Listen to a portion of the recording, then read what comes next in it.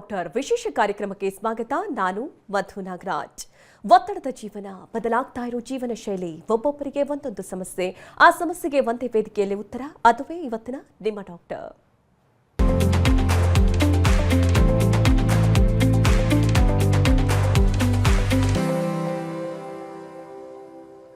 ಮಹಿಳೆಯರ ಆರೋಗ್ಯದಲ್ಲಿ ಗೈನಕಾಲಜಿಕ್ ಕ್ಯಾನ್ಸರ್ ಬಗ್ಗೆ ಜಾಗೃತಿ ಬಹಳ ಮುಖ್ಯ.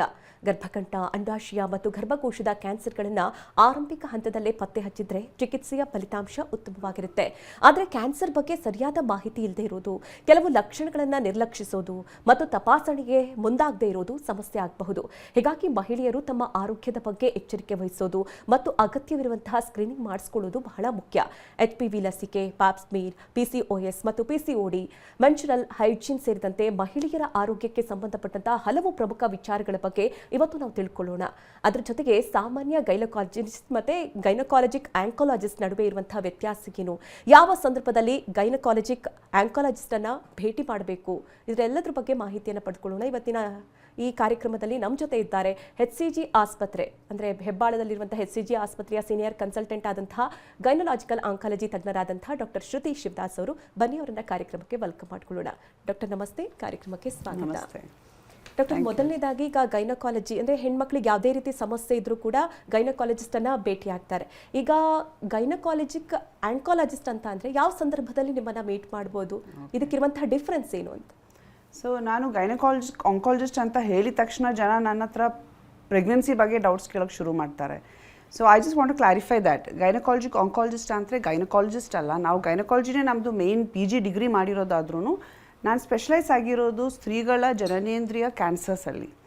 ಸೊ ಜನನೇಂದ್ರಿಯ ಕ್ಯಾನ್ಸರ್ಸ್ ಅಂದರೆ ಯೂಟ್ರಸ್, ಗರ್ಭಾಶಯ, ಯೂಟ್ರಸ್ದು ಮೌತ್ ಅಥವಾ ಸರ್ವಿಕ್ಸ್ ಅಂತ ನಾವು ಹೇಳ್ತೀವಿ, ವಜೈನಾ, ವಲ್ವಾ, ಅಂಡಾಶಯಗಳು, ಈ ಏರಿಯಾಸ್ದು ಕ್ಯಾನ್ಸರ್ಸಲ್ಲಿ ನಾನು ಸ್ಪೆಷಲೈಸ್ಡ್ ಇದ್ದೀನಿ. ಸೊ ಹಿಂಗೆ ಹೇಳಿದರೆ ಇದರಲ್ಲಿ ಬ್ರೆಸ್ಟ್ ಸರ್ಜರಿ ಕೆಲವ್ರಿಗೆ ಡೌಟ್ಸ್ ಇರುತ್ತೆ. So 2 clarifications I'd like to make. ಒಂದು ಏನಂದರೆ ಇದರಲ್ಲಿ breast cancers surgeries are done by breast surgeons. ನಮ್ಮ ಹಾಸ್ಪಿಟಲ್ ಸೆಪ್ರೇಟ್ ಬ್ರೆಸ್ಟ್ ಸರ್ಜನ್ ಇದ್ದಾರೆ. This doesn't come under the purview of the gynaec oncologist. And ಎರಡನೇದು, ಇದರಲ್ಲಿ chemotherapy usually ನಾವು ಕೊಡಬಹುದು, ನಮ್ಮ ಟ್ರೈನಿಂಗಲ್ಲಿ ಬರುತ್ತೆ, ಬಟ್ ಯೂಶ್ವಲಿ ಕೀಮೋಥೆರಪಿ ನಾವು ಕೊಡಲ್ಲ. ಈ ಕೀಮೋಥೆರಪಿ ಯೂಶ್ವಲಿ ಕೊಡೋದು medical oncologist. So I mainly deal gynaecologic oncologist ಅಂದರೆ ಮೇಯ್ನಾಗಿ uterus, cervix, ovary, vagina, vulva ಈ ಥರದ್ದು ಕ್ಯಾನ್ಸರ್ಸು ಮೇಯ್ನಾಗಿ ಸರ್ಜರೀಸ್ ಮಾಡೋರು. ಈಗ ಮಹಿಳೆಯರಿಗೆ ಒಂದಷ್ಟು ಪ್ರಾಬ್ಲಮ್ಸ್ಗಳಿರುತ್ತೆ. ಅದರ ಜೊತೆಯಲ್ಲಿ ಈ ಸರ್ವಿಕಲ್ ಕ್ಯಾನ್ಸರ್ ಆಗಿರ್ಬೋದು, ಬ್ರೆಸ್ಟ್ ಕ್ಯಾನ್ಸರ್ ಆಗಿರ್ಬೋದು, ಇದನ್ನು ಬಹಳ ಬೇಗ ಪತ್ತೆ ಹಚ್ಚೋದು ತುಂಬ ಕಷ್ಟ ಆಗುತ್ತೆ. ಈ ಪತ್ತೆ ಹಚ್ಚೋದು ಹೇಗೆ, ಅಥವಾ ಇದನ್ನು ಯಾವ ಸಂದರ್ಭದಲ್ಲಿ ತೋರಿಸ್ಕೊಳ್ಬೇಕು, ಏನೆಲ್ಲ ಸಿಂಪ್ಟಮ್ಸ್ಗಳು ಕಾಣಿಸ್ಕೊಳ್ಳುತ್ತೆ ಅಂತ ಹೇಳ್ತೀರಾ? ಓಕೆ, ಸೊ ಇದರಲ್ಲಿ 2 ವಿಷಯ. ಒಂದು, ಸಿಂಪ್ಟಮ್ಸ್ ನೀವು ಕೇಳಿದ್ರೆ ನಾನು ಸಿಂಪ್ಟಮ್ಸ್ ಹೇಳ್ತೀನಿ. ಸೊ ನಾನು ಯಾವಾಗಲೂ ಏನು ಹೇಳ್ತೀನಿ ಅಂದರೆ ಲೇಡೀಸು ಅವ್ರ ಬಾಡಿ ಬಗ್ಗೆ ಕಂಪ್ಲೀಟ್ಲಿ ಎಚ್ಚರವಾಗಿ ಇರಬೇಕು. ನಮ್ಮ ಪೀರಿಯಡ್ಸ್ ಯಾವಾಗ ಬರುತ್ತೆ, ಪೀರಿಯಡ್ಸಲ್ಲಿ ಏನಾದರೂ ಚೇಂಜಸ್ ಬಂದರೆ, ಅದು ಹೆವಿ ಬ್ಲೀಡಿಂಗ್ ಇರ್ಬೋದು, ಹೊಸದಾಗಿ ನೋವು ಶುರು ಆಗೋದಾಗ್ಬೋದು, ಪೀರಿಯಡ್ಸ್ ಮಧ್ಯ ಇರುವ ಟೈಮಲ್ಲಿ ಸ್ಪಾಟಿಂಗ್ ಅಥವಾ ಬ್ಲೀಡಿಂಗ್ ಬರೋದಾಗ್ಬೋದು, ಎಕ್ಸೆಸಿವ್ ಡಿಸ್ಚಾರ್ಜ್, ಕೆಳಗಡೆಯಿಂದ ಬಿಳಿ ಬಟ್ಟೆ ಆಗಲಿ, ಸ್ಮೆಲ್ ಇರೋ ಬಟ್ಟೆ ಆಗಲಿ, ಕೆಂಪು ಬಟ್ಟೆ ಆಗಲಿ ಹೋಗೋದು, ಹಸಿವೆ ಕಮ್ಮಿ ಆಗೋದು, ಹೊಟ್ಟೆ ಉಬ್ರೋದು, ಹೊಟ್ಟೆ ನೋವು ಬಿಟ್ಟು ಬರ್ತಾ ಇದ್ದರೆ ಡೆಫಿನೆಟ್ಲಿ ನೀವು ಡಾಕ್ಟರ್ ಹತ್ರ ಹೋಗಲೇಬೇಕು. ಮಿನಿಮಮ್ ಒಂದು ಗೈನಕಾಲಜಿಸ್ಟ್ ಹತ್ರ ಹೋಗಬೇಕು. ಅದು ಸುಮ್ಮನೆ ಗ್ಯಾಸ್ಟ್ರಿಕ್ ಅಂತ ಅಂದ್ಕೊಂಡು ರ್ಯಾಂಟ್ಯಾಕು, ಪ್ಯಾನ್ ಟ್ಯಾಬ್ಲೆಟ್ಸು ಆ ಥರದ್ರಲ್ಲಿ ಸ್ಟಾಪ್ ಮಾಡಬಾರ್ದು. ಡೆಫಿನೆಟ್ಲಿ ಮಿನಿಮಮ್ ಗೈನಕಾಲಜಿಸ್ಟು ಅಥವಾ ಗೈನಕ್ ಆಂಕಾಲಜಿಸ್ಟ್ ಹತ್ರ ಹೋಗಬೇಕು. ಬಟ್ ನೀವು ಸ್ಪೆಷಲಾಗಿ ಮೆನ್ಷನ್ ಮಾಡಿದ್ದೀರಾ cervical cancer and breast cancer. So ಇದರಲ್ಲಿ ನಾವು ಏನು ಆ್ಯಸ್ ಡಾಕ್ಟರ್ಸ್ ನಾವು ಇಷ್ಟಪಡ್ತೀವಿ ಅಂದರೆ ಸಿಂಪ್ಟಮ್ಸ್ ಬರೋದಕ್ಕಾರ ಕಾಯಬಾರ್ದು. ಸೊ ಸಿಂಪ್ಟಮ್ಸ್ ನಿಮಗೆ ಗೊತ್ತಿರಬೇಕು, ಬಟ್ ಮೋರ್ ದೆನ್ ಸಿಂಪ್ಟಮ್ಸ್ ಗೊತ್ತಿರೋದ್ರಿಂದ you should know that cervical cancer, breast cancer ಇದೆರಡು ಮೋಸ್ಟ್ ಕಾಮನ್ ಆಗಿ ಬರೋ ಕ್ಯಾನ್ಸರ್ಸು ಲೇಡೀಸಲ್ಲಿ. ಸರ್ವೈಕಲ್ ಕ್ಯಾನ್ಸರ್ಗೂ ಒಂದು ಸ್ಕ್ರೀನಿಂಗ್ ಟೆಸ್ಟ್ ಇದೆ, ಪ್ಯಾಪ್ಸ್ಮಿಯರ್ ಅಂತ. ಬ್ರೆಸ್ಟ್ಗೂ ಒಂದು ಸ್ಕ್ರೀನಿಂಗ್ ಟೆಸ್ಟ್ ಇದೆ, ಮ್ಯಾಮೋಗ್ರಾಮ್ ಅಥವಾ ಅಲ್ಟ್ರಾಸೌಂಡ್ ಬ್ರೆಸ್ಟ್ಸು. ಸೊ ಇದೆರಡು ಅದು ಕರೆಕ್ಟಾಗಿ ಹೋಗೋ ಏಜಸ್ಸಲ್ಲಿ ನೀವು ಶುರು ಮಾಡಲೇಬೇಕು, ಸಿಂಪ್ಟಮ್ಸ್ ಇದ್ರೂ ಇಲ್ದ್ರೂ. ಸಿಂಪ್ಟಮ್ಸ್ ಯಾವಾಗಿದ್ರೂ ಡೆಫಿನೆಟ್ಲಿ ಹೋಗಬೇಕು. ಬಟ್ ಸಿಂಪ್ಟಮ್ಸ್ ಯಾವುದು ಇಲ್ಲದೂ ಕೂಡ ಕಂಪ್ಲೀಟ್ಲಿ ನಾರ್ಮಲ್ ಪೀರಿಯಡ್ಸು, ಕಂಪ್ಲೀಟ್ಲಿ ಎಲ್ಲರೂ ನಾರ್ಮಲ್ ಇದ್ದರೂ ಕೂಡ you have to do these 2 tests on regular basis. ಈಗ ಹೆಣ್ಮಕ್ಳಿಗೆ ಈ HPV ವ್ಯಾಕ್ಸಿನೇಷನ್ ಬಗ್ಗೆ ಹೆಚ್ಚಿನದಾಗಿ ಸಜೆಸ್ಟ್ ಮಾಡ್ತಾ ಇದ್ದಾರೆ. ಇದು ತಗೊಳ್ಳೋದು ಎಷ್ಟು ಬೆಸ್ಟ್ ಅಂತ ಹೇಳ್ತೀರಾ? ಜೊತೆಗೆ ತಗೊಂಡ್ರೆ ಮುಂದಿನ ದಿನಗಳಲ್ಲಿ ಕ್ಯಾನ್ಸರನ್ನು ತಡೆಗಟ್ಟಬಹುದಾ, ಹೇಗೆ ಅಂತ ಡಾಕ್ಟರ್? ಸೊ HPV ವ್ಯಾಕ್ಸಿನ್ ಬಗ್ಗೆ ಈಗ ತುಂಬ ಜನಕ್ಕೆ ಗೊತ್ತಿದೆ. Because honourable government of India has started ಒಂದು HPV ವ್ಯಾಕ್ಸಿನೇಷನ್ ಪ್ರೋಗ್ರಾಮ್ ಅಂತ ಒಂದು ಲಸಿಕೆ ಕೊಡ್ತಾ ಇದ್ದಾರೆ ಗವರ್ಮೆಂಟ್ ಹಾಸ್ಪಿಟಲ್ಸಲ್ಲಿ, ಗರ್ಲ್ಸ್ಗೆ ಮಾತ್ರ 14 ಇಯರ್ಸ್ ತನಕ. ಸೊ HPV ವ್ಯಾಕ್ಸಿನ್ ಏನಕ್ಕೆ ಅಂದರೆ ನಮ್ಮದು ಜನನೇಂದ್ರಿಯಗಳದ್ದು ಕ್ಯಾನ್ಸರ್ಸ್ ಬಾಯ್ಸಲ್ಲಿ ಆಗಲಿ ಗರ್ಲ್ಸ್ಲಾಗಲಿ ಇಬ್ರಿಗೂ HPV ಅಂತ ಒಂದು ವೈರಸ್ಸಿಂದ ಬರೋದು. ಅದು ಸೆಕ್ಷುಲಿ ಟ್ರಾನ್ಸ್ಮಿಟೆಡ್ ಇದೆ. ಸೊ ಇದರಲ್ಲಿ ನಾವು ಮೇಯ್ನಾಗಿ ಏನು ಫೋಕಸ್ ಮಾಡ್ತಾ ಇದ್ವಿ ಸರ್ವೈಕಲ್ ಕ್ಯಾನ್ಸರ್, ಬಿಕಾಸ್ ಅದು ತುಂಬ ಕಾಮನ್ ಇರೋದ್ರಿಂದ. ಸರ್ವೈಕಲ್ ಕ್ಯಾನ್ಸರ್ಸ್ ನಾವು STD ಅಂತ ಹೇಳ್ತೀವಿ, ಸೆಕ್ಷುಲಿ ಟ್ರಾನ್ಸ್ಮಿಟೆಡ್ ಡಿಸೀಸ್, ಬಿಕಾಸ್ ಇದು HPV infection which is sexually transmitted ಇಂದ ಬರೋದು. ಈ ವ್ಯಾಕ್ಸಿನ್ ಐಡಿಯಲಿ ಬಾಯ್ಸು ಗರ್ಲ್ಸು ಇಬ್ರಿಗೂ ಕೊಡಿಸ್ಬೇಕು. It is not just for girls. Government ಅದು ಗರ್ಲ್ಸ್ಗೆ ಶುರು ಮಾಡಿರೋದು, ಬಿಕಾಸ್ ಗರ್ಲ್ಸ್ ಅದು ಮೇಯ್ನ್ ಫೋಕಸ್ ಸರ್ವೈಕಲ್ ಕ್ಯಾನ್ಸರ್ ತುಂಬ ಕಾಮನ್ ಇರೋದ್ರಿಂದ. ಬಟ್ ವ್ಯಾಕ್ಸಿನ್ ನಿಮಗೆ ಆಡಿಯನ್ಸ್ಗೆ ನಾನು ಏನು ಹೇಳೋಕ್ಕೆ ಇಷ್ಟಪಡ್ತೀನಿ ಅಂದರೆ, vaccine is for both boys and girls. Ideally 15 ವಯಸ್ಸು ಒಳಗಡೆ ತಗೋಬೇಕು. 9 to 14 years is the ideal time to take the vaccine. ಅದಾದಮೇಲೂ ಕೂಡ 26 years ತನಕ ತಗೋಬೋದು. ಅಪ್ ಟು 45 years ನಾವು ವ್ಯಾಕ್ಸಿನ್ ಕೊಡ್ತೀವಿ. ಬಟ್ ಆದಷ್ಟು ಸೆಕ್ಷುವಲ್ ಆಕ್ಟಿವಿಟಿ ಶುರು ಮಾಡ್ಲಿಕ್ಕೆ ಮುಂಚೆ ತಗೊಂಡ್ರೆ ಬೆಸ್ಟ್ ಇರುತ್ತೆ. ಈಗ ಯು ಆಲ್ಸೋ ಆಸ್ಕ್ ಮೀ, ಈಗ ವ್ಯಾಕ್ಸಿನ್ ತಗೊಂಡ್ರೆ ಕ್ಯಾನ್ಸರ್ ಬರೋದೇ ಇಲ್ವಾ ಅಂತ. ನೋ, ಕರೆಂಟ್ಲಿ ಅವೈಲೇಬಲ್ ಯಾವ ಲಸಿಕೆಗಳು ಕಂಪ್ಲೀಟ್ಲಿ 100% ಇಫೆಕ್ಟಿವ್ ಇಲ್ಲ. ಮ್ಯಾಕ್ಸಿಮಮ್ ಪ್ರೊಟೆಕ್ಷನ್ ನಮಗೆ 90% ಅಂತ ನಾವು ಹೇಳ್ತೀವಿ. ಈಗ 90% ಒಂದು ಮೆಡಿಕಲ್ ಟರ್ಮ್ ಅಂತ ಅನಿಸುತ್ತೆ. 90% ಅಂದರೆ 10 ಜನ ವ್ಯಾಕ್ಸಿನ್ ತಗೊಂಡ್ರೆ ಅದರಲ್ಲಿ 9 ಜನಗೂ ಈ ಥರ ಈ HPV ಸಂಬಂಧ ಕ್ಯಾನ್ಸರ್ಗಳು ಬರೋ ಚಾನ್ಸಸ್ ಇಲ್ಲ, ಒಬ್ರಿಗೆ ಬರ್ಬೋದು. That is the meaning. So still there is that small 10% chance. So ಅದಕ್ಕೋಸ್ಕರ ವ್ಯಾಕ್ಸಿನ್ ಕರೆಕ್ಟ್ ಟೈಮಲ್ಲಿ ನಾವು ತೊಗೊಂಡ್ರೂ ಕೂಡ you have to be careful, you have to be on a regular pap smear. And the other point is, ವ್ಯಾಕ್ಸಿನಲ್ಲಿ ಬರೀ HPV related cancers prevent ಆಗೋದು, ಎಲ್ಲ cancers ಅದರಲ್ಲಿ ಪ್ರಿವೆಂಟ್ ಆಗಲ್ಲ. ಸೊ ಹಂಗೆ ನೋಡಿದರೆ ಸರ್ವೈಕಲ್ ಕ್ಯಾನ್ಸರು, ವಜೈನ ಯೋನಿ ಭಾಗದ್ದು ಕ್ಯಾನ್ಸರು, ಅಲ್ಲಿದ್ದು ಸ್ಕಿನ್ನದ್ದು ಕ್ಯಾನ್ಸರು ವಾಲ್ವೆಲ್ ಕ್ಯಾನ್ಸರ್, ಬಾಯ್ಸಲ್ಲೂ ಪೀನೈಲ್ ಕ್ಯಾನ್ಸರ್ ಒಂದ ಮಾಡೋ ಜಾಗದ್ದು, ಮತ್ತು 2 ಜೆಂಡರ್ಸಲ್ಲೂ ಬಾಯಿದ್ದು ಕ್ಯಾನ್ಸರ್ಸು, ಏನಲ್ ಕ್ಯಾನ್ಸರ್ಸ್. ಬೇಸಿಕಲಿ ಸೆಕ್ಷುವಲ್ ಏರಿಯಾಸಲ್ಲಿ ಯಾವ ಕ್ಯಾನ್ಸರ್ಸ್ ಬರ್ಬೋದು ಅಷ್ಟು ಕ್ಯಾನ್ಸರ್ಸ್ ಅಷ್ಟೇ ಪ್ರಿವೆಂಟ್ ಆಗ್ಬೋದು. And that is not 100%. Okay, ನೀವೀಗ ಪ್ಯಾಪ್ಸ್ಮೀರ್ ಬಗ್ಗೆ ಹೇಳ್ತಾ ಇದ್ರಿ. ಹಾಗಂದ್ರೆ ಏನು, ಇದನ್ನು ಯಾವ ಟೈಮಲ್ಲಿ ಮಾಡಿಸ್ಕೊಳ್ಬೇಕು, ಯಾವ ಏಜ್ ಅವ್ರು ಮಾಡಿಸ್ಕೊಳ್ಬೇಕು ಅಂತ ಹೇಳ್ತೀವಿ? ಸೊ ಈಗ ಜಸ್ಟ್ ಆಸ್ ಐ ಎಕ್ಸ್ಪ್ಲೈನ್ಡು, ಈ cancers are related to sexual activity. So once you are sexually active, ನಿಮಗೆ ಯಾವಾಗ ಬೇಕಾದರೂ ಸರ್ವೈಕಲ್ ಕ್ಯಾನ್ಸರು ಅಥವಾ ಸರ್ವೈಕಲ್ ಪ್ರೀ ಕ್ಯಾನ್ಸರ್ ಬರಬಹುದು. ಯೂಶ್ವಲಿ ಕ್ಯಾನ್ಸರ್ ಬರೋದಕ್ಕೆ ಒಂದು 20 years ಆಗುತ್ತೆ from first contact. Pre cancer ಯಾವಾಗ ಬೇಕಾದ್ರೂ ಮಧ್ಯದಲ್ಲಿ ಬರುತ್ತೆ. ಸೊ ಈ pap smear is for any person, any women sexually active ಆದಮೇಲೆ ಪ್ಯಾಪ್ಸ್ಮಿಯರ್ ಮಾಡಲೇಬೇಕಾಗುತ್ತೆ every 3 to 5 years. At least once in 5 years ಅಂತ ನಾವು ಹೇಳ್ತೀವಿ. ಫ್ರಮ್ ನೀವು ಯಾವಾಗ 20 yearsಲ್ಲಿ ನೀವು ಫಸ್ಟ್ ಸೆಕ್ಷುವಲ್ ಆಕ್ಟಿವಿಟಿ 20 yearsಲ್ಲಿ ಆದರೆ 23 years ಮಿನಿಮಮಿಂದ ನಾವು ಹೇಳ್ತೀವಿ ಪ್ಯಾಪ್ಸ್ಮಿಯರ್ ಶುರು ಮಾಡ್ಕೊಳ್ಳಿ ಅಂತ. At least once in 5 years up to 65 years. ಈಗ ಕೆಲವರು ನನ್ನ ಹತ್ರ ಕೇಳ್ತಾರೆ, ಈಗ ನಾನು ಸೆಕ್ಷುವಲಿ ಆಕ್ಟಿವ್ ಇಲ್ಲ ಮೇಡಮ್, ಮತ್ತೆ ಮಾಡಬೇಕಾ ಅಂತ. ನೋ, ಸೆಕ್ಷುವಲಿ ಆಕ್ಟಿವ್ ಕರೆಕ್ಟ್ಲಿ ಇಲ್ಲ ಅಂತಿದ್ರು ಕೂಡ ನೀವು ಮುಂಚೆ ಯಾವಾಗಾದರೂ ಸೆಕ್ಷುವಲ್ ಆಕ್ಟಿವ್ ಆಗಿದ್ದರೆ ಆಮೇಲೆ ನಿಮಗೆ ಕ್ಯಾನ್ಸರ್ ಬರಬಹುದು. So you have to do, even ಈಗಲೂ ನೀವು ಕರೆಂಟ್ಲಿ ಸೆಕ್ಷುವಲ್ ಆಕ್ಟಿವ್ ಇಲ್ಲ ಅಂದರೂ ಕೂಡ ನೀವು ವ್ಯಾಕ್ಸಿನ್ ಮಾಡಬೇಕು. ಎರಡನೇದು, ಇನ್ನೊಂದು ಜನ ಕೇಳ್ತಾರೆ ಸಿಮ್ಟಮ್ಸ್ ಇಲ್ಲ ಮಾಡಬೇಕಾ ಅಂತ. That is our point. We don't want symptoms to happen. Symptoms ಬರೋಕ್ಕೆ ಮುಂಚೆ ತುಂಬ ಅರ್ಲಿ ಪ್ರೀ ಕ್ಯಾನ್ಸರ್ ಅಂತ ನಾವು ಹೇಳೋ ಸ್ಟೇಜಲ್ಲಿ ಬೇಗ ಕಂಡು ಹಿಡಿದು ಅದಕ್ಕೆ ಸಿಂಪಲ್ ಟ್ರೀಟ್ಮೆಂಟ್ಸ್ ಕೊಟ್ಟು ಕಂಪ್ಲೀಟ್ಲಿ ಕ್ಯೂರ್ ಮಾಡುವ ಸ್ಟೇಜಲ್ಲಿ ನಾವು ಕ್ಯಾನ್ಸರ್ ಕಂಡು ಹಿಡಿಬೇಕು. That is the point of the pap smear. Okay, ನೀವು ಇವಾಗ ತಾನೇ ನಾವು ಮಹಿಳೆಯರ ಬಗ್ಗೆ ಮಾತನಾಡ್ತಾ ಇರೋದ್ರಿಂದ ಸಾಕಷ್ಟು ಕ್ಯಾನ್ಸರ್ಗಳ ಬಗ್ಗೆ ಹೇಳಿದ್ರಿ. ಅಂದರೆ ಇದು ಅದರಲ್ಲೂ ಪ್ರಮುಖವಾಗಿ ಸರ್ವಿಕಲ್ ಕ್ಯಾನ್ಸರ್ ಬಗ್ಗೆ ಸಾಕಷ್ಟು ಜನರಲ್ಲಿ ಹೆಚ್ಚಾಗ್ತಾ ಇದೆ ಅಂತ ಹೇಳಿದ್ರಿ. ಕಾರಣ ಏನು ಅಂತ ಹೇಳ್ತೀರಾ? So as I mentioned, cervical cancer ತುಂಬ ಕ್ಲಿಯರ್ ಇದೆ. ಸರ್ವೈಕಲ್ ಕ್ಯಾನ್ಸರು HPV ಅಂತ ವೈರಸ್ಸಿಂದ ಬರೋದು. It is a sexually transmitted disease. ನಮಗೆ ಅದು ಸೆಕ್ಷುವಲ್ ಬಿಹೇವಿಯರ್ ತುಂಬ ಇಂಪಾರ್ಟೆಂಟ್ ಆಗುತ್ತೆ ಇದರಲ್ಲಿ. ಏನಂದರೆ ಚಿಕ್ಕ ವಯಸ್ಸಲ್ಲೇ ಸೆಕ್ಷುವಲ್ ಆಕ್ಟಿವಿಟಿ ಎಷ್ಟು ಬೇಗ ಸೆಕ್ಷುವಲ್ ಆಕ್ಟಿವ್ ಶುರು ಆಗ್ತಾ ಇದ್ದೀರೋ ಅಷ್ಟು ನಿಮಗೆ ಸರ್ವೈಕಲ್ ಕ್ಯಾನ್ಸರ್ ರಿಸ್ಕ್ ಜಾಸ್ತಿ ಆಗುತ್ತೆ. ಅದೇ ರೀತಿಯಲ್ಲಿ ಮಲ್ಟಿಪಲ್ ಸೆಕ್ಷುವಲ್ ಪಾರ್ಟ್ನರ್ಸ್ ಇರೋರಿಗೆ ಜಾಸ್ತಿ ರಿಸ್ಕ್ ಇರುತ್ತೆ. ಮಕ್ಕಳಾಗಿರೋ ಜನಕ್ಕೆ ಜಾಸ್ತಿ ರಿಸ್ಕ್ ಇರುತ್ತೆ. So that is with cervical cancer. ಮಿಕ್ಕಿದ್ದು ನಾವು ಕ್ಯಾನ್ಸರ್ಸು ಲೇಡೀಸಲ್ಲಿ ಬರೋ ಕ್ಯಾನ್ಸರ್ಸ್ ಅಂದರೆ ಅಂಡಾಶಯದ್ದು cancer, uterine cancer, vaginal cancers. ಇದರಲ್ಲಿ ಯೂಟ್ರೈನ್ ಕ್ಯಾನ್ಸರು, ಬ್ರೆಸ್ಟ್ ಕ್ಯಾನ್ಸರ್ ಎಲ್ಲ ಹಾರ್ಮೋನ್ ಸೆನ್ಸಿಟಿವ್ ಇರುತ್ತೆ.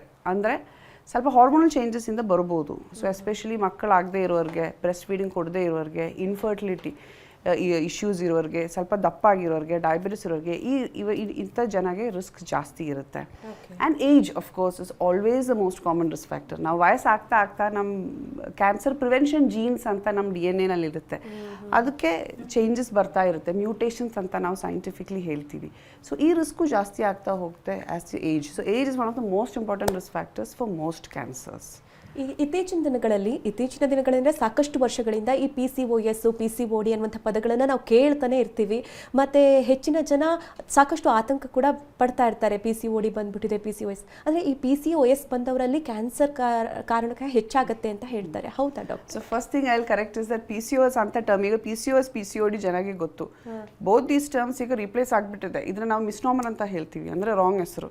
ಸೊ ಈಗ ಕರೆಂಟ್ ಹೆಸರು ಏನಂದ್ರೆ PMOS, ಅದಂದರೆ poly endocrine metabolic ovarian syndrome. ಅದು ಏನಕ್ಕೆ ಅಂದರೆ ಮೇನ್ ಇಶ್ಯೂ ಓವರಿನಲ್ಲ, ಮೇನ್ ಇಶ್ಯೂ ನಮ್ಮ ಮೆಟಬಾಲಿಸಮ್ ಅಲ್ಲಿದೆ. ನಮ್ದೊಂದು ಮೇನ್ ಹಾರ್ಮೋನ್, ಮೆಟಬಾಲಿಕ್ ಹಾರ್ಮೋನ್ ಇದೆ, ಇನ್ಸುಲಿನ್ ಅಂತ ಹೇಳೋದು. ಆ ಇನ್ಸುಲಿನ್ದು ಆ್ಯಕ್ಷನ್ಸಲ್ಲಿ ಇಶ್ಯೂಸ್ ಇರೋದ್ರಿಂದ ಓವರಿನಲ್ಲಿ ಬರೋದು ಒಂದು ಸೈಡ್ ಎಫೆಕ್ಟ್. ಇದರಲ್ಲಿ ಏನಾಗುತ್ತೆ ಅಂದರೆ ಈ ಓವರಿನಲ್ಲಿ ಬರೋದೊಂದು ಸೈಡ್ ಎಫೆಕ್ಟಲ್ಲಿ ಏನಾಗುತ್ತೆ ಅಂದರೆ ಓವರಿಯಿಂದ ಬರೋ ಹಾರ್ಮೋನಲ್ ಪ್ರೊಡಕ್ಷನ್ದು ಡಿಸ್ಟರ್ಬೆನ್ಸಸ್ ಬರುತ್ತೆ. ಅದರಿಂದ ಆ್ಯಸ್ ಯು ಸೆಡ್, ಹೌದು ಡೆಫಿನೆಟ್ಲಿ ಕ್ಯಾನ್ಸರ್ಸ್ ಜಾಸ್ತಿ ಆಗುತ್ತೆ. ಅನ್ಟ್ರೀಟೆಡ್ ಆಗಿ ನಾವು PCOS ಅಥವಾ PMOSನ ಬಿಟ್ಟರೆ ಅದರಲ್ಲಿ ಗರ್ಭಾಶಯದ್ದು ಅಥವಾ ಯೂಟ್ರೈನ್ ಕ್ಯಾನ್ಸರ್ ರಿಸ್ಕ್ ಬರುತ್ತೆ because of this hormonal disturbances.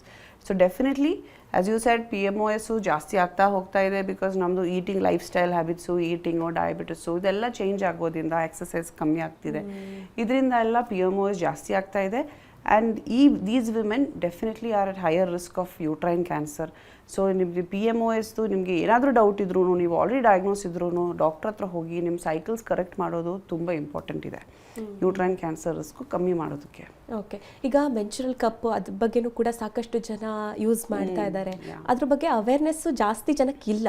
ಮತ್ತು ಇದು ಯೂಸ್ ಮಾಡೋದು ಸೇಫಾ, ಹೇಗೆ, ಯಾವ ರೀತಿ ಮುನ್ನೆಚ್ಚರಿಕೆ ವಹಿಸಬೇಕು ಅಂತ ಹೇಳ್ತೀರಾ? So I would say menstrual cups, I am a big supporter of menstrual cups. ನಾವು ಎವಿಡೆನ್ಸ್ ಬೈಸ್ ನೋಡಿದ್ರು menstrual cups ಇಂದ there is no cancer risk ಅಂತೂ ಖಂಡಿತ ಇಲ್ಲ. The only risk is of ಸ್ವಲ್ಪ ಇನ್ಫೆಕ್ಷನ್ಸ್. ಅದರ್ವೈಸ್ ನಾವು ನೋಡಿದ್ರೆ menstrual cups ಒಂದು ತುಂಬ ಈಸಿ ಆಗುತ್ತೆ, ವೆರಿ ಕಂಫರ್ಟಬಲ್. ನಾವು ಒಂದು ಸರಿ ಅದು ಯೂಸ್ಡ್ ಆಗಿಬಿಟ್ರೆ it is extremely comfortable, leaking sensation ಬರಲ್ಲ, ಲಾಂಗ್ ಅವರ್ಸ್ಗೆ ಹಾಕ್ಬೋದು ಆ್ಯಂಡ್ ಎನ್ವೈರ್ನ್ಮೆಂಟಲಿ ಸಸ್ಟೈನಬಲ್ ಇದೆ. ಬಟ್ ಇದ್ರದ್ದು ಇಶ್ಯೂ ಏನಂದರೆ infection is the risk of ಒಂದೊಂದು ರಿಸ್ಕ್ ಬರೋದು. ಅದು ಇನ್ಫೆಕ್ಷನ್ ಕಮ್ಮಿ ಮಾಡೋದಕ್ಕೆ ನಾವೇನು ಮಾಡಬೇಕು ಅಂತಿದ್ರೆ ಅದು ಮ್ಯಾನುಫ್ಯಾಕ್ಚರ್ ಡೀಟೇಲ್ಸಲ್ಲಿ ಇರುತ್ತೆ, ಎಷ್ಟು ಅವರ್ಸ್ ಆಗ್ಬೋದು. ಜನರಲಿ ಐ ಅಡ್ವೈಸ್ 4 ಅವರ್ಸಲ್ಲಿ ಒಂದು ಸತಿ ಚೇಂಜ್ ಮಾಡಿ ಅಂತ ಹೇಳ್ತೀನಿ. ಮ್ಯಾಕ್ಸಿಮಮ್ 8 ಅವರ್ಸ್ ಆದರೂ as much as possible do not use it for 8 hours at a stretch. Every 4 to 5 hours change ಮಾಡ್ತಾ ಇರಬೇಕು. ಪ್ರತಿ ಸರಿನೂ you have to empty, wash it with water and put it back. Soaps, strong soaps, detergents ಹಾಕಬಾರ್ದು, Savlon, Dettol ಅದೆಲ್ಲ ಹಾಕಬಾರ್ದು. Mild detergents because allergic reaction ಜಾಸ್ತಿ ಇರುತ್ತೆ. So ಈ ರೀತಿ ಆ್ಯಂಡ್ ಅದು ಮ್ಯಾನುಫ್ಯಾಕ್ಚರ್ ಡೀಲ್ಸ್ ಇರುತ್ತೆ 6 months ಓನ್ಲಿ. ಸೊ ಆ 6 ಎಕ್ಸ್ಪೈರಿ ಪೀರಿಯಡ್ ಆದಮೇಲೆ you should not reuse the same cups. So ಈ ಥರ ಎಲ್ಲ ನಾವು ನೋಡ್ಕೊಂಡು ಮಾಡಿದ್ರೆ menstrual cups are an extremely safe and sustainable option. ನಾನು ಯಾವಾಗಲೂ ಸಪೋರ್ಟ್ ಮಾಡ್ತೀನಿ and there is no evidence to link it to cancer. Okay, ಈಗ ನೀವು ಪ್ಯಾಪ್ಸ್ಮೀರ್ ಮತ್ತು HPV ಟೆಸ್ಟ್ ಮಾಡಿಸ್ಕೊಳ್ಬೇಕು ಅಂತ ಹೇಳ್ತೀರಿ. ಅದೆರಡಕ್ಕೂ ಇರುವಂತಹ ಡಿಫ್ರೆನ್ಸ್ ಏನು? ಮತ್ತು ಮಹಿಳೆಯರು ಯಾವ ಏಜಿಂದ ಎಷ್ಟೆಷ್ಟು ವರ್ಷಕ್ಕೊಮ್ಮೆ ಇದನ್ನು ಟೆಸ್ಟ್ ಮಾಡಿಸ್ಬೇಕು ಅಂತ ಹೇಳಿ? ಸೊ ಅದು ಸೊ ನೀವು ಹೇಳ್ತಾ ಇರೋದು HPV ಟೆಸ್ಟ್ ಬಗ್ಗೆ. ಸೊ HPV ವ್ಯಾಕ್ಸಿನ್ ಬಗ್ಗೆ ನಾವು ಹೇಳಾಯಿತು, ಲಸಿಕೆಗಳು ಕರೆಕ್ಟಾಗಿ 9 to 15 years and up to 26 years ತನಕ ತಗೋಬೋದು, ಈವನ್ ಅಪ್ ಟು 45. ಈಗ HPV ಟೆಸ್ಟ್ ಅಂತದ್ದು ಇಸ್ ಎನಾದರ್ ಫಾರ್ಮ್ ಆಫ್ ಪ್ಯಾಪ್ಸ್ಮಿಯರ್ ಥರಾನೇ. ಸೊ ಪ್ಯಾಪ್ಸ್ಮಿಯರಲ್ಲಿ ನಾವೇನು ಮಾಡ್ತೀವಿ ಅಂದರೆ ಅದೇ ರೀತಿ it's the same test which is done. ಆ ಟೆಸ್ಟು ನಾವು ಹೆಂಗೆ ಇಂಟರ್ಪ್ರಿಟ್ ಮಾಡ್ತೀವಿ ಅಂಥದ್ರಲ್ಲಿ ಸ್ವಲ್ಪ ಡಿಫ್ರೆನ್ಸ್ ಬರುತ್ತೆ. ಪ್ಯಾಪ್ಸ್ಮಿಯರಲ್ಲಿ ನಾವು ಸೆಲ್ಸನ್ನ ನೋಡ್ತೀವಿ, ಅಲ್ಲಿ ಸರ್ವಿಕ್ಸ್ ಮೇಲೆ ಇರುವ ಕೋಶಗಳನ್ನ ನೋಡಿಬಿಟ್ಟು ಇದರಲ್ಲಿ ಕ್ಯಾನ್ಸರು ಅಥವಾ ಪ್ರೀ ಕ್ಯಾನ್ಸರ್ ಬರೋ ಮುಂಚೆ ಇರುವ ಏನಾದರೂ ಚೇಂಜಸ್ ಇದೆಯಾ ಅಂತ ನಾವು ನೋಡ್ತೀವಿ ಪ್ಯಾಪ್ಸ್ಮಿಯರಲ್ಲಿ. ಇದೇ ಸೇಮ್ ಟೆಸ್ಟಲ್ಲಿ ನಾವು HPV ಈ ವೈರಸ್ ಇದೆಯಾ ಅಂತ ಟೆಸ್ಟು ಮಾಡ್ಬೋದು. That is called HPV testing. So ಇದು ಕೆಲವೊಂದು ಕಂಟ್ರೀಸಲ್ಲಿ HPV testing is the primary mode of testing. Pap smear ಮಾಡಲ್ಲ. ಕೆಲವೊಂದು ಕಂಟ್ರೀಸಲ್ಲಿ ಪ್ಯಾಪ್ಸ್ಮಿಯರ್ ಮಾಡ್ತೀವಿ, ಕೆಲವು ಕಡೆ ನಾವು ಎರಡೂ ಮಾಡ್ತೀವಿ.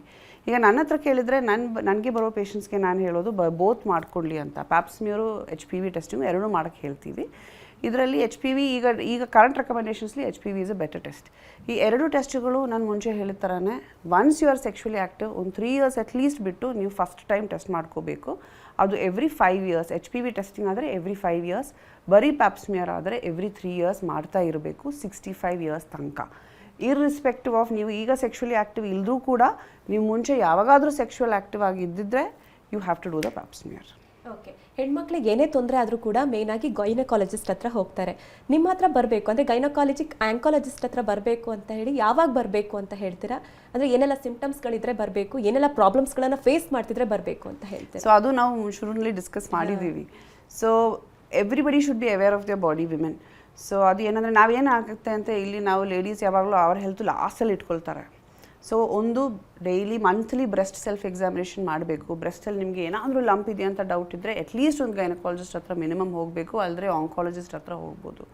ಎರಡನೇದು ನಿಮ್ಮ ಪೀರಿಯಡ್ಸಲ್ಲಿ ಸಡನ್ನಾಗಿ ಹೆವಿ ಆಗ್ತಾ ಇದೆ, ಸಡನ್ನಾಗಿ ಏನೋ ನೋವು ಬರ್ತಿದೆ, ಪೀರಿಯಡ್ಸ್ ಮಧ್ಯ ಇರೋ ಟೈಮಲ್ಲಿ ಬ್ಲೀಡಿಂಗ್ ಬರ್ತಿದೆ, ಡಿಸ್ಚಾರ್ಜ್ ಬರ್ತಿದೆ, ಸೆಕ್ಷುವಲ್ ಆ್ಯಕ್ಟಿವಿಟಿ ಆಗಿದ ತಕ್ಷಣ, ಇಂಟರ್ಕೋರ್ಸ್ ಆಗಿದ ತಕ್ಷಣ ಸ್ವಲ್ಪ ಬ್ಲಡ್ ಹೋಗ್ತಿದೆ, ಈ ಥರದ್ದು ಏನಾದರೂ ಇದ್ದರೆ it can be a sign of uterine or cervical cancer. ಅದು ಕ್ಯಾನ್ಸರ್ ಇರಲೇಬೇಕು ಅಂತಾನೂ ಅರ್ಥ ಇಲ್ಲ. ಬಟ್ ಅದು ಒಂದು ಸತಿ ಆದರೂ ಗೈನಕಾಲಜಿಸ್ಟ್ ಆಂಕಾಲಜಿಸ್ಟ್ ಹತ್ರ ಹೋಗಿ ಅದು ಕನ್ಫರ್ಮ್ ಮಾಡಿಕೊಂಡ್ರೆ ಬೆಟರ್. ಮತ್ತು ರೆಗ್ಯುಲರ್ ಪ್ಯಾಪ್ಸ್ಮಿಯರ್ಸ್ಗೂ ನೀವು ಗೈನಕಾಲಜಿಸ್ಟ್ ಅಥವಾ ಗೈನಕಾಲಜಿಕ್ ಆಂಕಾಲಜಿಸ್ಟ್ ಹತ್ರ ಹೋಗ್ಬೋದು. ಈ ಥರ ನಿಮಗೆ ಯಾವಾಗಾದ್ರೂ ಯಾವ ಪಾಯಿಂಟಲ್ಲಿ ಡೌಟ್ ಇದ್ದರೂ ಕೂಡ ಅಟ್ಲೀಸ್ಟ್ ಒನ್ಸ್ ವಿಸಿಟ್ ಗೈನಕಾಲಜಿಕ್ ಆಂಕಾಲಜಿಸ್ಟ್. ಇದೇ ರೀತಿಯಲ್ಲಿ ನಮ್ಮ ಅಂಡಾಶಯಗಳಲ್ಲಿ ಬರೋ ಸಿಸ್ಟು ಲೇಡೀಸಲ್ಲಿ ತುಂಬ ಕಾಮನ್ ಇರುತ್ತೆ. ಎಷ್ಟೊಂದು ಸತಿ ಇನ್ಫರ್ಟಿಲಿಟಿಗೆ ಅದು ಇದು ಟ್ರೀಟ್ಮೆಂಟ್ಗೆ ಹೋಗುವಾಗ ಸಿಸ್ಟ್ ಇರುತ್ತೆ, ಅಲ್ಟ್ರಾಸೌಂಡಲ್ಲಿ ನಾರ್ಮಲ್ ಸಿಸ್ಟ್ ಅಂತ ಹೇಳ್ತಾರೆ. ಅದು ನಾನು ಎಷ್ಟೊಂದು ಸತಿ ಹೇಳ್ತೀನಿ, you come meet gynaec oncologist once, make sure ಆ ಸಿಸ್ಟಲ್ಲಿ it is a normal cyst, ಅದರಲ್ಲಿ ಕ್ಯಾನ್ಸರ್ ಬರೋ ಅಥವಾ ಪ್ರೀ ಕ್ಯಾನ್ಸರ್ ಚೇಂಜಸ್ ಯಾವುದೂ ಇಲ್ಲ ಅಂತ ಒಂದು ಸತಿ ತಿಳಿಸ್ಬಿಟ್ಟು ನೀವು ಹೋಗಬೇಕು. ಓಕೆ, ಈಗ ಫ್ಯಾಮಿಲಿಯಲ್ಲಿ ಯಾರಿಗೋ ಇರುತ್ತೆ, ಫ್ಯಾಮಿಲಿಯಿಂದ ಬರುತ್ತೆ ಅನ್ನುವಂಥ ಭಯ ಇರುತ್ತೆ, ಅಂಥವ್ರು ಕೂಡ ಇದೇ ಟೆಸ್ಟ್ಗಳನ್ನೇ ಮಾಡಿಸ್ಬೇಕಾ ಅಥವಾ ಏನು ಬೇರೆ ಏನಾದರೂ ಇದೆಯಾ ಡಾಕ್ಟರ್? ಹಾಂ, so it's very good question actually. So ಇದು ನೀವು ಹೇಳ್ತಾ ಇರೋದು ಹೆರಿಡಿಟ್ರಿ ಕ್ಯಾನ್ಸರ್ ಅಂತ ನಾವು ಮೆಡಿಕಲಿ ಹೇಳ್ತೀವಿ, ಅಂದರೆ ವಂಶ ಪಾರಂಪರ್ಯವಾಗಿ ಬರುವ ಕ್ಯಾನ್ಸರ್ಸು. ಫಸ್ಟ್ ಒಂದು 2-3ನೇ ಕ್ವೆಶ್ಚನಲ್ಲಿ ಹೇಳಿದ್ದೆ, ಕ್ಯಾನ್ಸರ್ಸ್ ಯಾವಾಗಲೂ ನಮ್ಮ ಬಾಡಿನಲ್ಲಿ ಜೀನ್ಸಲ್ಲಿ ಮ್ಯೂಟೇಷನ್ ಅಂತ ಬರೋದು. ಸೊ ಕೆಲವೊಂದು ಸತಿ ನಾವು ಹುಟ್ಟಿರೋ ಟೈಮಲ್ಲೇ ನಮ್ಮದು ಈ ಜೀನಲ್ಲಿ ಒಂದು ಮ್ಯೂಟೇಷನ್ ಇರ್ಬೋದು, ಅದು ನಮ್ಮ ಮಕ್ಕಳಿಗೆ ಟ್ರಾನ್ಸ್ಫರ್ ಆಗ್ಬೋದು. ಸೊ ಅದು ನಮ್ಗೆ ಹೆಂಗೆ ಗೊತ್ತಾಗುತ್ತೆ ಅಂದರೆ ನಮ್ಮ ಫ್ಯಾಮಿಲಿಯಲ್ಲಿ ಬೇರೆಯವ್ರಿಗೆಲ್ಲ ಕ್ಯಾನ್ಸರ್ಸ್ ಬಂದಿದೆಯಾ ಅಂತ we should always B cautious. ನಾವು ಎಚ್ಚರವಾಗಿ ಇರಬೇಕು, ಬೇರೆ ಯಾರಿಗಾದ್ರೂ ಇದೆಯಾ ಆ ಥರ ಯಾವುದಾದ್ರೂ ಒಂದು ಡೌಟ್ ಇದ್ದರೆ ತಕ್ಷಣ you can either meet an oncologist or a genetic counsellor. ಹೋಗಿ ಬ್ಲಡ್ ಟೆಸ್ಟ್ಗಳು ಫಸ್ಟ್ ಮಾಡಿಸ್ಬೇಕಾಗುತ್ತೆ.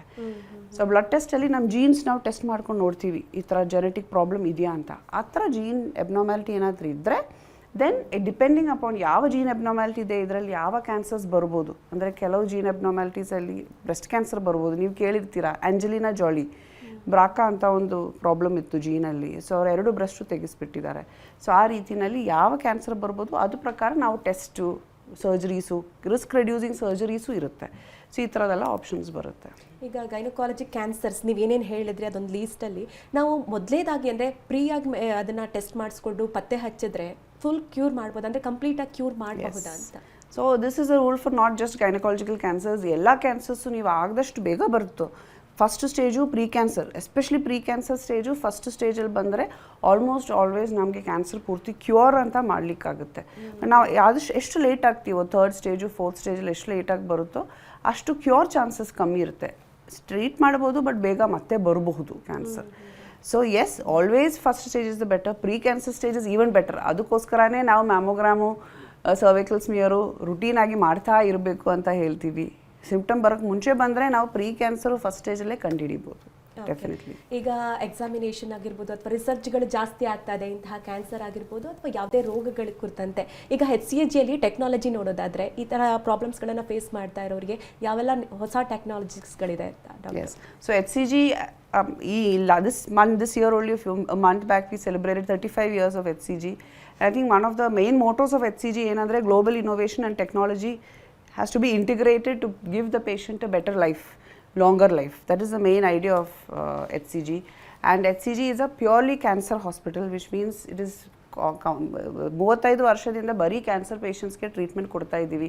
ಅದು ಕೀಮೋಥೆರಪಿ ಆಗಲಿ, ಸರ್ಜರಿ ಆಗಲಿ, ರೇಡಿಯೇಷನ್ ಆಗಲಿ. And we have all the latest in house technology in both in surgery, chemotherapy, investigations as well as radiotherapy. ಸರ್ಜರಿನಲ್ಲಿ ಹೈಪೆಕ್, PIPAC ಅಂತ latest technologies ಇದೆ. ಟ್ರಾನ್ಸ್ಪ್ಲಾಂಟ್ ಆಪ್ಷನ್ಸ್ ಇದೆ, ನ್ಯೂರೋ ಸರ್ಜಿಕಲ್ ಆಪ್ಷನ್ಸ್ ಇದೆ. ಮೆಡಿಕಲ್ ಆಂಕಾಲಜಿನಲ್ಲಿ stem cell transplants, CAR T cell therapy. Radiation ಆಂಕಾಲಜಿನಲ್ಲಿ MR Linac. So HCG is the only hospital in Karnataka with MR Linac currently. That is the latest way of giving radiation. ಅದರಲ್ಲಿ side effects ತುಂಬ ಕಮ್ಮಿ ಇರುತ್ತೆ. So ಈ ರೀತಿನಲ್ಲಿ ನೋಡಿದರೆ we provide everything in the latest technology. ಈಗ what all tests are needed to diagnose cancers, PET CT ಆಗಲಿ, we provide the latest form of PET CT, digital PET ಅಂತ ಹೇಳ್ತೀವಿ. ಈ ಥರ we are very pro innovation and everything latest is available in HCG. ಈಗ ಇರುವಂಥ ಕ್ಯಾನ್ಸರ್ಗಳಲ್ಲಿ ಮಹಿಳೆಯರಿಗೆ ಕಾಣಿಸ್ಕೊಳ್ಳುವಂಥ ಕ್ಯಾನ್ಸರ್ನಲ್ಲಿ ovarian cancer ಪತ್ತೆ ಹಚ್ಚೋದು ತುಂಬ ಕಷ್ಟ, ಅದು ಬೇಗ ಸಿಂಪ್ಟಮ್ಸ್ಗಳು ಗೊತ್ತಾಗಲ್ಲ ಅಂತ ಹೇಳ್ತಾರೆ. ಯಾಕಾಗಿ ಅದನ್ನು ಪತ್ತೆ ಹಚ್ಚಬೇಕು ಅಂತಂದರೆ ಏನೆಲ್ಲ ಮಾಡಬೇಕಾಗುತ್ತೆ ಅಂತ ಹೇಳ್ತೀರಾ? ಸೊ ಅನ್ಫಾರ್ಚುನೇಟ್ಲಿ ಓವೇರಿಯನ್ ಕ್ಯಾನ್ಸರ್ ಒಂದಕ್ಕೆ ಸಿಂಪ್ಟಮ್ಸು ಅಂಥದ್ದು ನಮಗೆ ಗೊತ್ತಾಗಲ್ಲ. ಸಿಂಪ್ಟಮ್ಸ್ ಅಂದರೆ ಅದು ನಾವು ಒಂದೊಂದು ಸತಿ ಇಗ್ನೋರ್ ಮಾಡಿಬಿಡ್ತೀವಿ. ಏನಕ್ಕೆ ಅಂದರೆ ಗ್ಯಾಸ್ಟ್ರಿಕ್ ಸಿಂಪ್ಟಮ್ ಥರ ಇರುತ್ತೆ. ಒಂದು ಪ್ಯಾನ್ ತೊಗೊಂಡ್ಬಿಡ್ತಾರೆ ಜನ, ಏನೋ ಒಂಥರ ಹಸಿವೆ ಆಗ್ತಾ ಇಲ್ಲ, ಆದರೆ ಒಂದು ಜೀರ್ಣ ಆಗ್ತಾ ಇಲ್ಲ ಅಂತ ಅಂದ್ಕೊಂಡು ಒಂದು ಪ್ಯಾನ್ ಟ್ಯಾಬ್ಲೆಟ್ ತೊಗೊಂಡ್ಬಿಡ್ತಾರೆ, ಕಂಪ್ಲೀಟ್ಲಿ ಇಗ್ನೋರ್ ಮಾಡ್ತಾರೆ. ಎಸ್ಪೆಷಲಿ ವಯಸ್ಸಾಗಿರೋರಿಗೆ ಬರುವ ಓವೇರಿಯನ್ ಕ್ಯಾನ್ಸರ್. ಸೊ ಅದಕ್ಕೆ ನಾನು ಹೇಳೋದು, ನಿಮಗೆ ಒಂದು ಕಂಟಿನ್ಯೂಸ್ ಆಗಿ ಒಂದು 2 ಮಂತ್ಸು ನಿಮ್ಮದು ಹಸಿವೆ ಆಗ್ತಾ ಇಲ್ಲ, ಏನೋ ಒಂದು ಇಶ್ಯೂ ಇದೆ, ಊಟ ಸೇರ್ತಾ ಇಲ್ಲ, ಆ ಥರದ್ದು ಏನಾದರೂ ಇದ್ದರೆ ಡೆಫಿನೆಟ್ಲಿ ಒಂದು ಸತಿ ಮಿನಿಮಮ್ ಒಂದು ಅಲ್ಟ್ರಾಸೌಂಡ್ ಆದರೂ ಮಾಡಿಸ್ಬೇಕು. ಇದೇ ರೀತಿಯಲ್ಲಿ ಈಗ ಓವೇರಿಯನ್ ಸಿಸ್ಟ್ ಬಂದ್ರೂ that's why you have to go ಒಂದು ಸತಿ ಆಂಕಾಲಜಿಸ್ಟ್ ಒಪಿನಿಯನ್ ತೊಗೊಂಡ್ಬಿಡಬೇಕು. ಬಿಕಾಸ್ ಓವೇರಿಯನ್ ಕ್ಯಾನ್ಸರ್ಸಲ್ಲಿ ಎಸ್ಪೆಷಲಿ ಸಿಂಪ್ಟಮ್ಸ್ ಬರೋದು ತುಂಬ ಲೇಟ್ ಆಗುತ್ತೆ. Usually 3rd stage is the presentation. Okay madam, ನೀವು ಮಾತಾಡ್ತಿರ್ಬೇಕಾದ್ರೆ HPV ಟೆಸ್ಟ್ ಬಗ್ಗೆ ಹೇಳ್ತಾ ಇದ್ರಿ, HPV ವ್ಯಾಕ್ಸಿನೇಷನ್ ಬಗ್ಗೆ ಹೇಳ್ತಾ ಇದ್ರಿ. ಈ HPV ವೈರಸ್ ಬಂತು ಅಂತ ಅಂದರೆ ಕ್ಯಾನ್ಸರ್ ಬಂತು ಅಂತಲೇ ಸಾಕಷ್ಟು ಜನ ಅಂದ್ಕೊಳ್ತಾರೆ, ಹೌದಾ ಅದು? ಇಲ್ಲ. ಸೊ ಅದೇ ನಾನು HPV cancer is the cos of cervical cancer, HPV virus is the cos of cervical cancer. ಆದ್ರೂ HPV ವೈರಸ್ ನಮಗೆ ಯಾವಾಗ ಬರುತ್ತೆ? ಸೆಕ್ಷುವಲ್ ಆ್ಯಕ್ಟಿವಿಟಿನಲ್ಲಿ. ಸೊ ಒಂದು 20 ವರ್ಷದಲ್ಲಿ ನಮಗೆ ಸೆಕ್ಷುವಲ್ ಆ್ಯಕ್ಟಿವಿಟಿ ಶುರು ಆದರೆ ನಮ್ಮದು ಕ್ಯಾನ್ಸರ್ ಬರೋಷ್ಟಕ್ಕೆ almost it takes 15 to 20 years ಆಗುತ್ತೆ ಕ್ಯಾನ್ಸರ್ ಬರೋದು. ಬಟ್ ನಾವು HPV ಪಾಸಿಟಿವ್ ಅಂದ ತಕ್ಷಣ ಕ್ಯಾನ್ಸರ್ ಇದೆ ಅಂತ ಅರ್ಥ ಇಲ್ಲ. ಬರೀ HPV ಇನ್ಫೆಕ್ಷನ್ ಇರ್ಬೋದು, ಪ್ರೀ ಕ್ಯಾನ್ಸರ್ ಇರಬಹುದು, ಕ್ಯಾನ್ಸರ್ ಇರಬಹುದು. ಅದಕ್ಕೆ ನಾವು ಟೆಸ್ಟ್ಗೆ ಹೋಗ್ತಾ ಇರಬೇಕು. HPV ಪಾಸಿಟಿವ್ ಬಂದರೆ ಆಂಕಾಲಜಿಸ್ಟ್ ವಿಲ್ ಟೆಲ್ ಯು, ನೀವು ಕಾಲ್ಪೋಸ್ಕೋಪಿ ಫರ್ದರ್ ಟೆಸ್ಟ್ಗಳು ಬೇಕು, ಅದರಲ್ಲಿ ಪ್ರೀ ಕ್ಯಾನ್ಸರ್ ಚೇಂಜಸ್ ಏನಾದರೂ ಇದೆಯಾ ಅಂತ ನೋಡಬೇಕು ಅಂತದಲ್ಲ. ಸೊ HPV ಎಷ್ಟು ಜನ, ಈಗ ಒಂದು 100% ಜನ ಪಾಸಿಟಿವ್ HPV ಪಾಸಿಟಿವ್ ಇದ್ದರೆ ಅದರಲ್ಲೊಂದು 10% ಕ್ಯಾನ್ಸರ್ ಇರ್ಬೋದು. ಮಿಕ್ಕಿದ್ದು 90% ಜನಗೂ ಏನು ತೊಂದರೆ ಇರಲ್ಲ. But of course that doesn't mean you can completely ignore ಅಂತ ಅರ್ಥ ಇಲ್ಲ. HPV ಪಾಸಿಟಿವ್ HPV ಟೆಸ್ಟಿಂಗ್ ಅಥವಾ ಪ್ಯಾಪ್ಸ್ಮಿಯರ್ ಮಾಡ್ತಾ ಇರಬೇಕು. HPV ಪಾಸಿಟಿವ್ ಬಂದರೆ ಡೆಫಿನೆಟ್ಲಿ ಆಂಕಾಲಜಿಸ್ಟ್ ಒಪಿನಿಯನ್ ತಗೋಬೇಕು. ಕಾಲ್ಪೋಸ್ಕೋಪಿ, ಬಯೋಪ್ಸಿ ಈ ಥರ ಫರ್ದರ್ ಟೆಸ್ಟ್ಗಳು ಬೇಕಾ ಬೇಡವಾ ಅಂಥದ್ದು definitely you have to confirm. Okay doctor, ಕೊನೆಯದಾಗಿ ನಮ್ಮ ಕಾರ್ಯಕ್ರಮವನ್ನು ನೋಡ್ತಾ ಇರುವಂಥ ವೀಕ್ಷಕರಿಗೆ ಏನು ಹೇಳೋಕೆ ಇಷ್ಟಪಡ್ತೀರಾ? ಈಗ ಬಂದಂಥವ್ರು ಯಾವ ರೀತಿ ಧೈರ್ಯವಾಗಿರಬೇಕು ಅಥವಾ ಬರದೇ ಇರುವಂಥವ್ರು ಯಾವ ರೀತಿ ಎಚ್ಚರಿಕೆ ವಹಿಸಬೇಕು ಅಂತ ಹೇಳ್ತೀರಾ? ಸೊ ಡೆಫಿನೆಟ್ಲಿ ಕ್ಯಾನ್ಸರ್ಸು ಎಸ್ಪೆಷಲಿ ಲೇಡೀಸ್ದು ಕ್ಯಾನ್ಸರ್ಸಲ್ಲಿ ಬ್ರೆಸ್ಟ್ ಕ್ಯಾನ್ಸರ್, ಸರ್ವೈಕಲ್ ಕ್ಯಾನ್ಸರು ತುಂಬ ಕಾಮನ್ ಇದೆ. ನಿಮ್ಮ ಬಾಡಿ ಬಗ್ಗೆ ನೀವು ಕಂಪ್ಲೀಟ್ಲಿ ಅವೇರ್ ಇರಬೇಕು. ಈ ಥರ ನಾವು ಡಿಸ್ಕಸ್ ಮಾಡಿರೋ ಥರ ಪೀರಿಯಡ್ಸಲ್ಲಿ ಇಶ್ಯೂಸು, ಡಿಸ್ಚಾರ್ಜ್ ಏನಿದ್ರೂ ತಕ್ಷಣ ಗೈನಕಾಲಜಿಸ್ಟ್ ಹತ್ರ ಮಿನಿಮಮ್ ಚೆಕಪ್ಗೆ ಹೋಗಬೇಕು. Pap smear test once you are sexually active ಮಾಡ್ತಾ ಇರಬೇಕು ಎವ್ರಿ 5 years. ಮ್ಯಾಮೋಗ್ರಾಮ್ 40 ವಯಸ್ಸು ಮೇಲೆ ಮಾಡ್ತಾ ಇರಬೇಕು ಬ್ರೆಸ್ಟ್ ಕ್ಯಾನ್ಸರ್ ಮುಂಚೆ ಕಂಡು ಹಿಡಿಯೋದಕ್ಕೋಸ್ಕರ. ವೆಯ್ಟು, ಲೈಫ್ ಸ್ಟೈಲ್ ಆ್ಯಕ್ಟಿವ್ ಇರಬೇಕು, ಎಕ್ಸಸೈಸಸ್ ಮಾಡಬೇಕು, ಡಯಟಲ್ಲಿ ಸೀರಿಯಸ್ ಕಾಷಿಯಸ್ ಆಗಿರಬೇಕು. ಡಯಾಬಿಟಿಸ್, ಹೈಪರ್ ಟೆನ್ಷನ್, ಥೈರಾಯ್ಡು ಈ ಥರ ಏನಾದರೂ ಡಿಸೀಸಸ್ ಇದ್ದರೆ ಅದರದ್ದೆಲ್ಲ ಕರೆಕ್ಟಾಗಿ ಟ್ರೀಟ್ಮೆಂಟ್ ತಗೋಬೇಕು. Most importantly B aware of your body. Okay doctor. And HPV vaccine, of course don't forget the HPV vaccine. ನೀವು ತಗೋಬಹುದು, 45 years ತನಕ ಮಕ್ಕಳಿಗೂ ಕೊಡಿಸ್ಬೋದು. ಕರೆಕ್ಟ್. ಇವತ್ತಿನ ಕಾರ್ಯಕ್ರಮದಲ್ಲಿ ಗೈನಕಾಲಜಿ ಕ್ಯಾನ್ಸರ್ ಕುರಿತಂತೆ ಸಾಕಷ್ಟು ಮಾಹಿತಿಯನ್ನು ತಿಳಿಸ್ಕೊಟ್ರಿ, ಧನ್ಯವಾದಗಳು. Thank you. ನೀವು ಕೂಡ ನೇರ ಭೇಟಿಗಾಗಿ ಅಡ್ರೆಸ್ ಈ ರೀತಿ ಇದೆ, ನೋಟ್ ಮಾಡ್ಕೊಳ್ಳಿ. ಸಂಪರ್ಕಿಸಬೇಕಾದ ವಿಳಾಸ HCG ಹಾಸ್ಪಿಟಲ್, ಸ್ನೇಹಾನಗರ, ಬ್ಯಾಟ್ರಾಯನಪುರ, ಬೆಂಗಳೂರು 560092. ದೂರವಾಣಿ ಸಂಖ್ಯೆ ಈ ರೀತಿ ಇದೆ, 0806999992, 6358888803. ಇದು ಇವತ್ತಿನ ನಿಮ್ಮ ಡಾಕ್ಟರ್. ನಿರಂತರ ಸುದ್ದಿಗಾಗಿ ನೋಡ್ತಾ ಇರಿ TV9.